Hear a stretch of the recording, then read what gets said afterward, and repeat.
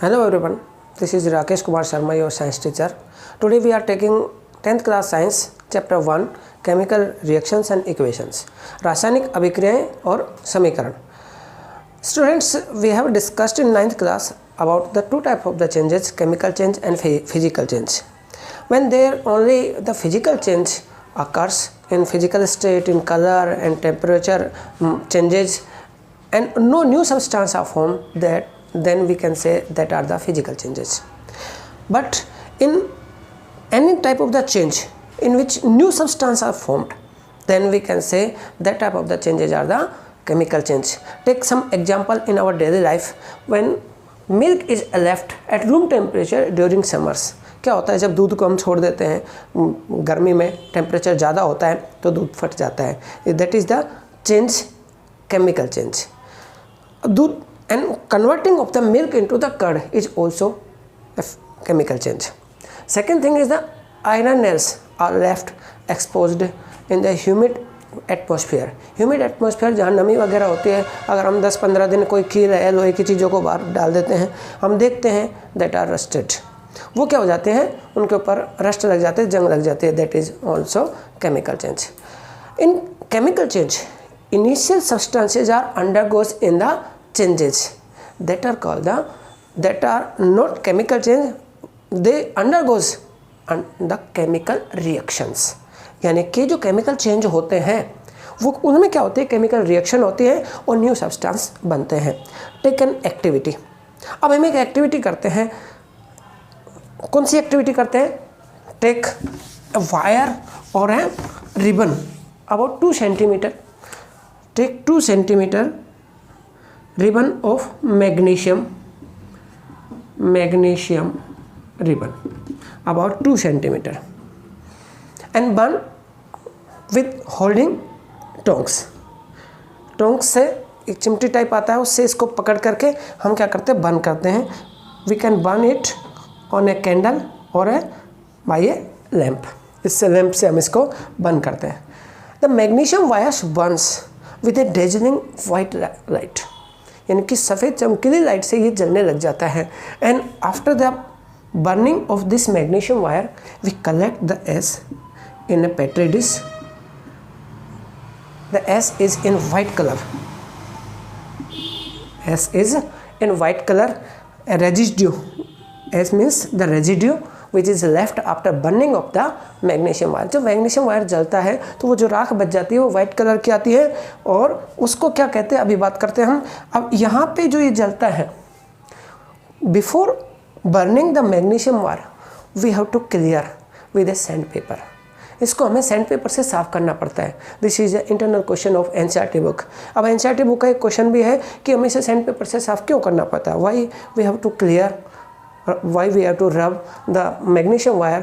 Because the upper surface can react with the air or with the humidity and make the magnesium oxide or magnesium hydroxide. So we have to clear the upper layer of the other than magnesium. अब उसके ऊपर वाले जो other दूसरे material बन जाता है उनकी लेयर को साफ़ करने के लिए, क्लियर मैग्नीशियम लाने के लिए इसको हमें रब करना पड़ता है. और यहाँ से बर्न होने के बाद इसको कलेक्ट करते हैं. डेजलिंग वाइट लाइट से ये क्या करता है, जलने लग जाता है. इसकी एस को कलेक्ट कर देते हैं. We can write the equation और the formula as magnesium plus oxygen.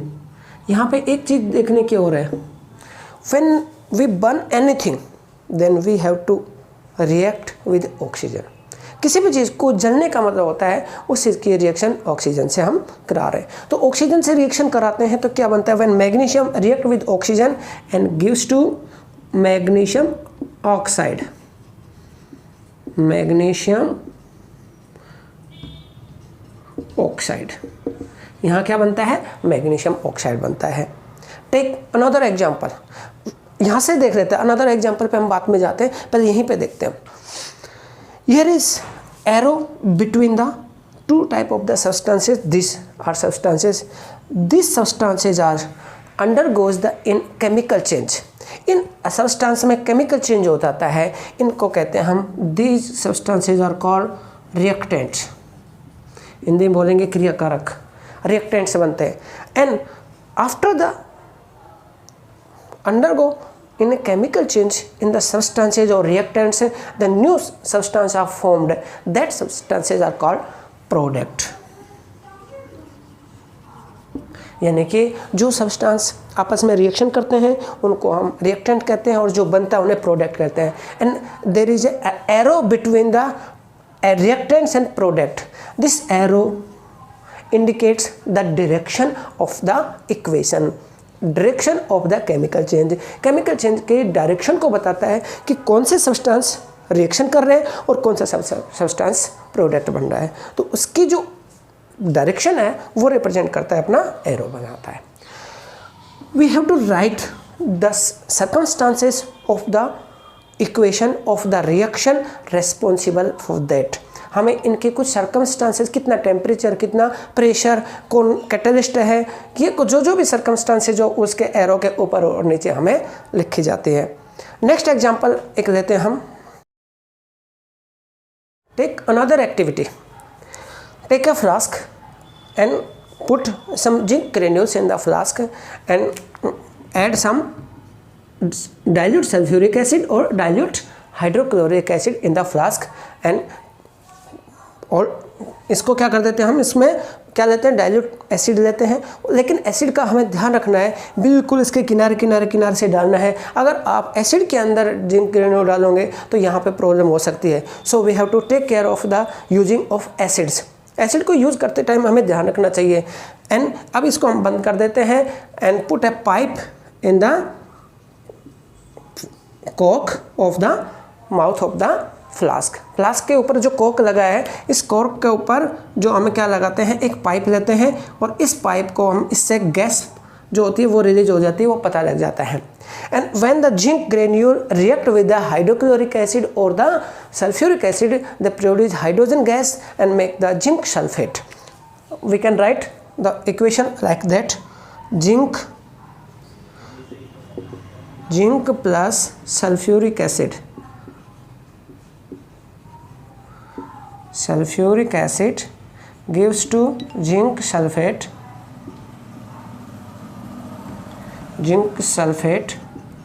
plus hydrogen gas, and we can write this type of the equation reactions like that. Zinc in form of the symbols, zinc plus H2SO4 and gives to ZnSO4 plus H2. Here is the symbol of the gas. इसको क्या कहेंगे, what we say, that type of the reaction we can say this is the equation of the reactions. इसको हम क्या कहेंगे, इसकी equation है. What do you mean by the equation? When we represent any chemical reaction in form of the symbols and the formula, that is chemical equation. Question ये आ जाता है कि केमिकल इक्वेशन किसे कहते हैं. तो chemical equations is the representation of the chemical change in form of the symbols and the formulas. इसमें symbol और फॉर्मूला के रूप में इसको लिखते हैं तो भी इक्वेशन बन गई है. हाँ, फर्स्ट एग्जांपल हमने किसका लिया था, मैग्नीशियम का. We take the example of the magnesium. हमने लिया था magnesium plus oxygen and gives to magnesium oxide. अब यहाँ पे आ गया Mg plus O2 gives to MgO. ये एक आएगा केमिकल इक्वेशन. यहाँ पे बीच में एरो होता है जो इसके इंडिकेशन करता है, इसके किसको, डायरेक्शन को, इक्वेशन के डायरेक्शन को इंडिकेट करता है. अब हम देखते हैं कि इसको बैलेंस कैसे करते हैं. इक्वेशंस जो बन गई है उसमें बैलेंस क्यों करते हैं और कैसे करते हैं, अगले स्टेप में हम इसको देखते हैं.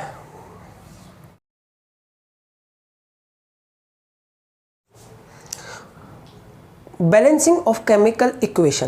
केमिकल इक्वेशन को बैलेंस क्यों करते हैं. In our 9th class we have discussed about the conservation of the mass. Mass can not be created or nor be destroyed. Mass can convert to the one form to the another form. किसी भी equation में the total mass can not B change. कोई भी जो chemical change होता है उसमें जितना मास हम लेते हैं उतने मास के ही प्रोडक्ट होने चाहिए, रिएक्टेंट जितने होते हैं उतने ही प्रोडक्ट होने चाहिए।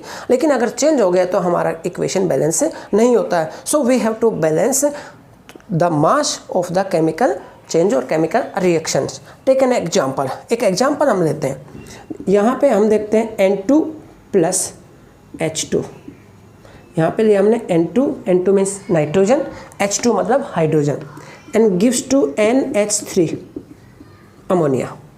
बहुत शॉर्ट में सबसे छोटा ले रहा हूँ, बुक का एग्जाम्पल इसके बाद लेंगे हम, पहले शॉर्ट वाला समझा देते हैं आपको, फिर बुक पे लेते हैं। तो N2 प्लस H2 2 ये बन जाएगा NH3 में। इसको हम अगर अनबैलेंस देखें तो क्या कमी रह जाती है? फर्स्ट दो तरह से हम देखते हैं, एक तो मास के अकॉर्डिंग, एक एटम के अकॉर्डिंग। मास के अकॉर्डिंग देखते हैं, when we take the mass of nitrogen that is 14 AMU atomic mass unit, and hydrogen का मास होता है 1 AMU, हाइड्रोजन का मास होता है 1 AMU। अगर हम reactant according to the conservation of to the law of the conservation of mass, mass के conservation law के अकॉर्डिंग रिएक्टेंट का टोटल मास प्रोडक्ट के टोटल मास के इक्वल होना चाहिए, यानी कि जितना हमने रिएक्टेंट लिया उतना ही प्रोडक्ट का मास होना चाहिए। लेकिन देख तो कितना है, N2 मतलब 14 × 2 प्लस H2 1 × 2, 14 मतलब N का मास होता है 14 AMU, और दोनों N2 है तो इंटू 2 कर दिया हमने। H का कितना होता है 1 होता है, इसलिए 2 कर दिया। एंड हियर इज इक्वल आना चाहिए, N का 14 प्लस H का 3 है, 1 × 3। चेक करते हैं हम, यहाँ पे आ गया 28 plus 2 that means 30, and here is 17, 14 plus 3 17। तो क्या इक्वल आ रहा है अपना? No, here is total mass is not equal, ये इक्वल नहीं है। So we have to balance the equation. अगर हम एटम की बात करें तो in left hand side in the reactants LHS only 2 atom of nitrogen, here is the only 1 atom of the nitrogen, and here 2 atom of the hydrogen, and the right hand side 3 atoms of the hydrogen। यहाँ पे atom भी balance नहीं है। So we have to balance. अब हमें इसको balance करना पड़ेगा क्योंकि हमारा जो लॉ है वो कंप्लीट होना चाहिए। तो how to we balance?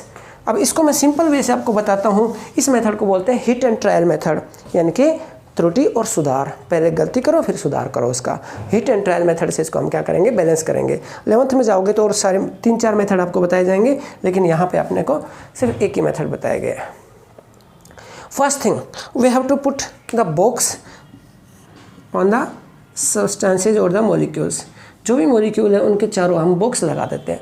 Box लगाने का मीनिंग ये होता है we can't change the molecular formula of any substance. किसी भी सब्सटेंस का मॉलिक्यूलर फॉर्मूला हम चेंज नहीं कर सकते।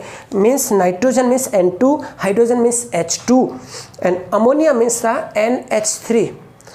Ammonia means NH3। अगर हम N2H3 बनाएंगे तो गलत हो जाएगा, N2H2 बनाएंगे तो भी गलत हो जाएगा। So we can't change, we can double triple. अब हम उसको मल्टीप्लाई कर सकते हैं, उसका मॉलिक्यूल के कितने मॉलिक्यूल बन रहे हैं उसी को मल्टीप्लाई कर सकते हैं, उसको चेंज नहीं कर सकते। सो टेक LHS, यहाँ लिखेंगे हम LHS और यहाँ लिखेंगे हम RHS। ये हम मेथड बता रहा हूँ, फिर हम प्रैक्टिस हो जाएगी तो बार बार वो हम कर सकते हैं। हम नाइट्रोजन के मॉलिक्यूल एटम की बात करेंगे और हाइड्रोजन के एटम्स की बात करेंगे। नाइट्रोजन के एटम्स हैं 2, हियर इज 1। हाइड्रोजन के एटम्स हैं 2 and here is 3। First we have to take the more atoms. ज़्यादा वाले एटम होते हैं, कभी हम कम वाले भी ले सकते हैं, लेकिन हमारे सही तरीका आ जाता है कि ज़्यादा एटम वाले हम लेते हैं। यहाँ पे नाइट्रोजन की 2 है या 1 है या 2 से 3 हो गया। 2 और 3 को हमें इक्वल करना है क्योंकि हाइड्रोजन के यहाँ 2 यहाँ 3, इनको हम किससे मल्टीप्लाई करें इक्वल हो जाए। जैसे कि हम मैथ में पढ़ते हैं इक्वेशंस में कौन सी 2 वेरिएबल वाली इक्वेशंस आती हैं, 2 वेरिएबल, तो x एंड y वाली उसको हम सोल्व करते हैं तो उसी तरह से मल्टीप्लाई करते हैं। तो यहाँ पे भी हम 2 और 3 बैलेंस करने के लिए हम क्या कर सकते हैं, इस 2 को 3 से मल्टीप्लाई कर दो और इसको 2 से मल्टीप्लाई कर दो। इसके एटम हो जाएंगे 6 और इसके एटम भी कितने हो जाएंगे 6। वी कैन राइट, इसको लिख देंगे 3 और इसको लिख देंगे हम 2। अब चेक करते हैं हम दोबारा से, इसके तो 6 आ गए, इसके भी 6 आ गए। हाइड्रोजन पे नाइट्रोजन पे क्या असर पड़ा, नाइट्रोजन के यहाँ 2 है, नाइट्रोजन यहाँ पे ये जो 2 है ये दोनों के लिए माना जाएगा, यानी कि नाइट्रोजन भी 2 हो गया, या नाइट्रोजन भी इंटू 2 हो गया, हाइड्रोजन 6 हो गया, हाइड्रोजन 6 है, या नाइट्रोजन 2, हाइड्रोजन या 3 2 जा 6, यहाँ भी 6 आ गया। That means that is the balanced equation. तो ये इक्वेशन क्या थी अपने, यहाँ पे आपको ध्यान होना चाहिए, ये था अपना nitrogen, hydrogen and gives to ammonia. अब यहाँ इसके सर्कमस्टांसेस जो लिखी जाती है, अब इक्वेशन लिखते टाइम और क्या क्या लिखते हैं हम, सबसे पहले लिखा जाता है इनके ब्रैकेट में इनकी स्टेट 3 लिखते हैं। एस मतलब सॉलिड, एल मतलब लिक्विड, जी मतलब गैस, और ए क्यू मतलब aqueous solution, the solution in water, पानी में उसका जो सॉल्यूशन होता है उसको ए क्यू लिखते हैं। तो यहाँ पे इसके जी गैसियस फॉर्म में है, ये भी गैसियस फॉर्म में है, और ये भी गैसियस फॉर्म में है। अगर कोई भी जी या एस या एल स्टेट में होता है तो वो इसको लिखा जाएगा। तो इस तरह से ही हमने इसको बैलेंस कर दिया। इसके लिए जो और क्या क्या सर्कमस्टांसेज होते हैं, इसके लिए हमें 200 to 300 एटमॉस्फेरिक प्रेशर चाहिए, जो इसके एरो के ऊपर लिखा जाता है। 400 to 500 डिग्री सेल्सियस के अकॉर्डिंग करीब इसमें क्या चाहिए अपने को, टेम्परेचर चाहिए, जो लिखा जाता है। और एफ ई यहाँ पे कैटलिस्ट की तरह काम करता है, तो एफ ई इसके हमें कैटलिस्ट यहाँ पे सर्कमस्टांसेस एरो के ऊपर और नीचे लिखी जाती है। तो ये हमारा फर्स्ट एग्जाम्पल हो गया। दूसरा एग्जाम्पल हम बुक वाला लेते हैं जो बैलेंसिंग इक्वेशन का है, ठीक है। Another example of our NCERT book, Fe plus H2O gives to Fe3O4 and H2। यहाँ पर आयरन का जो अपना रस्टिंग होता है उसका इक्वेशन दे रखा है, उसको कैसे हम बैलेंस करेंगे देखते हैं अपने। First step we have to put the boxes around the substances of the molecules of the reactant and the products. हमने बताया क्यों लगाते हैं बॉक्स, क्योंकि हम इसके मॉलिक्यूलर फॉर्मूले को चेंज नहीं कर सकते हैं। तो अब हम देखते हैं यहाँ पे LHS लिखो, यहाँ LHS, here is RHS, write the Fe, number of atoms Fe, H and O, there are 3 atoms, iron, hydrogen and oxygen। Iron के कितने हैं यहाँ पे एटम है 1, आयरन के यहाँ पे 3, H के कितने हैं यहाँ पे 2, इधर H के हैं 2, H तो बैलेंस है भाई। ऑक्सीजन के यहाँ 1 है और यहाँ ऑक्सीजन के कितने हैं 4। जैसा हमने बताया था पहले वाली इक्वेशन में, सबसे ज़्यादा वाला अपना ज़्यादा नंबर किसके हैं वो देखना है अपने को। ज़्यादा नंबर है ऑक्सीजन के। हम आयरन से भी सोल्व कर सकते हैं और ऑक्सीजन से भी हम इसको सोल्व कर सकते हैं। तो ऑक्सीजन से सोल्व करते हैं पहले। तो ऑक्सीजन के यहाँ पे 1 एटम, यहाँ पे 4 एटम। तो अगर हम इसको 4 से मल्टीप्लाई कर दें तो इक्वल हो जाएगा, यानी कि हमें क्या करना है, किसको, ऑक्सीजन को 4 करना है। तो इसको ऑक्सीजन को 4 करने के लिए हमें यहाँ तो 4 करेंगे नहीं, क्योंकि कभी किसी का मॉलिक्यूलर फॉर्मूला चेंज नहीं करना है। तो हमें करना है 4 लगाना है आगे 4 लगा दिया तो ऑक्सीजन 4 हो गया, ये 4 हो गया। बट हाइड्रोजन 2 का 4 टाइम्स हो गया, यानी कि 2 × 4 हाइड्रोजन हो गया 8 अपना। लेकिन यहाँ पे हाइड्रोजन 2 ही है, तो इसको भी हम क्या कर देंगे × 4। तो यहाँ पे × 4 कर देते हैं। तो यहाँ हाइड्रोजन 8 और हाइड्रोजन 8, बचा कौन, आयरन। आयरन यहाँ पे 3 है और यहाँ 1 है, तो इनटू क्या कर देंगे हम 3, या 3 आ गया अपना इक्वेशन। ये बन गया अपना कौन सा, कैसा इक्वेशन बन गया, बैलेंस इक्वेशन। ज़्यादा शॉर्ट में हमने बता दिया, लेकिन आपको ध्यान रखना है पहले आपको एटम्स लिखने हैं, उनको हम बैलेंस करना है, और बैलेंस करने के बाद ये अपना इक्वेशन बन जाता है 3Fe + 4H2O gives to Fe3O4 + 4H2।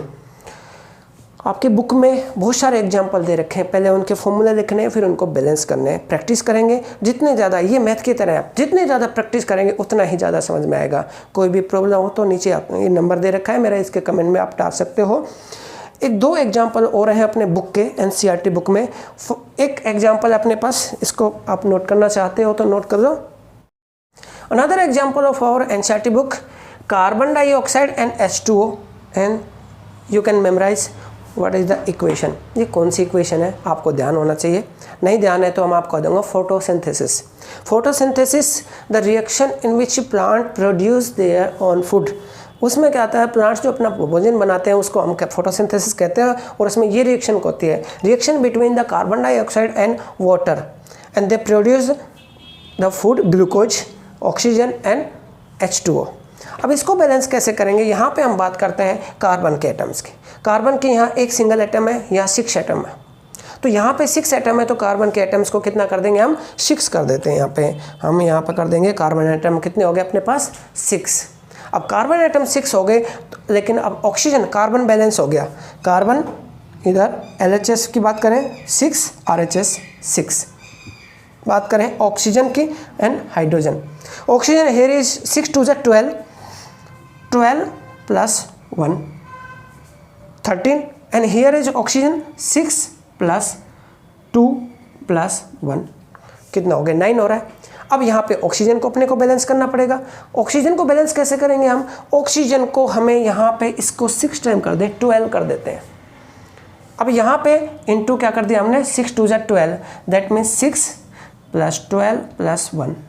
अब फिर गड़बड़ होगी, क्या गड़बड़ होगी इसमें ऑक्सीजन कितने हो गए बेटा 12 6 18 प्लस 1 19 हो गए और यहाँ पे ऑक्सीजन कितना हुआ अपना 12 एंड 1 13। अब यहाँ H2O को भी अपने को करना पड़ेगा। H2O कितना करना पड़ेगा 6 अपने यहाँ पे हो जाएंगे, कितने कर देंगे यहाँ पे 6। तो H2O में भी 6 हो गए, 6 ऑक्सीजन यहाँ आ गए, कितना हो गया 6 oxygen 12 oxygen 6 oxygen total oxygen 18 and here is oxygen is only 12। अगर हम इसको क्या कर दें हम 12 कर दें तो ऑक्सीजन कितने हो जाएंगे अपने पास यहाँ पे 6 12 18 एंड 24 12 एंड 6 18 एंड 6 24 एंड यहाँ पे 12 हो रहे हैं, 12 ऑक्सीजन यहाँ पे हुए और 12 यहाँ हो गए दैट मीन्स 24। ऑक्सीजन भी बैलेंस हो गया यहाँ पे 24।